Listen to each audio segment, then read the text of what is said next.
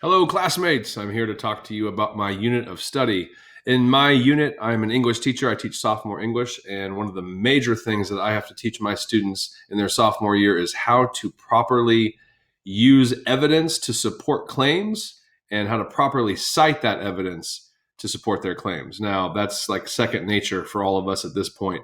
However, for a 10th grader, there's a lot of steps involved in using evidence to support a claim. We have to talk about how to set up a quote in a sentence. Do you use a comma? Do you use the word that instead of a comma? Where to put quotation marks? What is a parenthetical citation? What goes in the parenthetical citation? Do we put the author's last name in the parenthetical citation every time? Can we introduce them in the sentence? And then we have to talk about our quote, commentary. How does the evidence support their claim?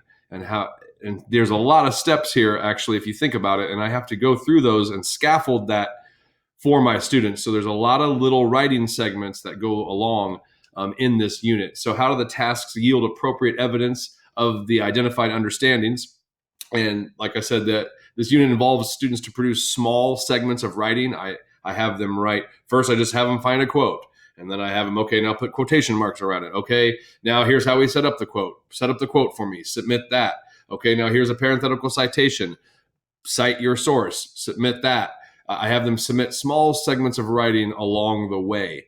And so each segment builds on the previous one, right? So after each writing skill is introduced, students submit their writing for feedback. So that is how there is appropriate evidence yielded in the unit.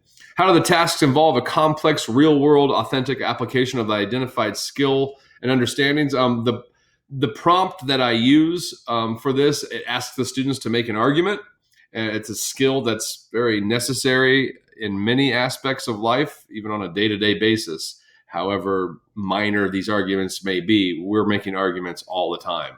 And so by asking students to provide textual evidence to support their argument, along with commentary that connects the evidence to their argument, students are learning to use reason to support their opinions. This skill can be transferred to students using reason not only to support their opinions, but to support their actions.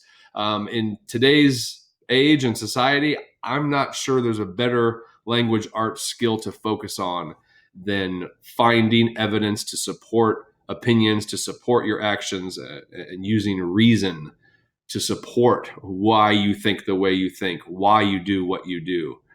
Pretty important skill, I think. How are a variety of appropriate assessments formats used to provide additional evidence of learning? While I do have a number of formative assessments along the way, I can't say there's really a variety. Students are completing formative assessments after each segment of their writing. There is a summative assessment that comes later. It involves a larger piece of writing versus a small paragraph that we're working on. But again, it's still just writing and more writing and more writing. So while I cannot say there is a variety in the style of assessments, there's just several formative assessments followed by a summative assessment. How are students given the opportunity to self-assess and reflect upon their learning and performance? I personally conference with each student about their writing. In these one-on-one conferences, I ask them to look at their writing segments and tell me how they think they did. I'll ask them, like, do you think you've got this? Or do you think you're struggling? Where are you?